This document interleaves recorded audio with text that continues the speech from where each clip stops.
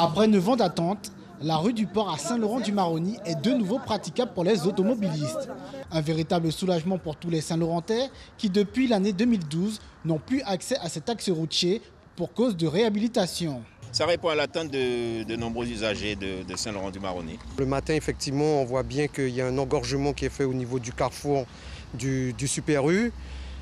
Oui, ça va vraiment permettre à fluidifier un petit peu la circulation. Pour Manuel Jean-Baptiste, il a fallu discuter pendant de nombreuses années, mais au-delà de ça, c'était un chantier conséquent qui a rencontré plusieurs problèmes de financement. Quand elle a été fermée, c'était le Conseil général. Ensuite, nous sommes passés à la collectivité territoriale de Guyane.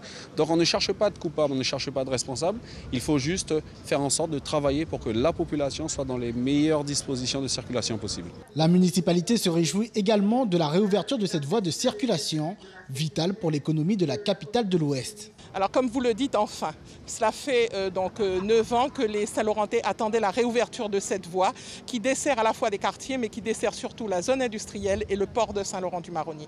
Donc c'est une grande satisfaction pour moi que les Saint-Laurentais puissent à nouveau utiliser cette rue. Un protocole d'accord signé entre les associations et la mairie stipulant que la collectivité territoriale de Guyane devra reprendre à 100% la maîtrise d'ouvrage. Nous avons une très grande joie de remettre au maire et à son conseil municipal, aux habitants de Saint-Laurent, un boulevard urbain, c'est-à-dire que nous l'avons totalement réévalué par des bonnes passantes, cyclables, des arrêts de bus.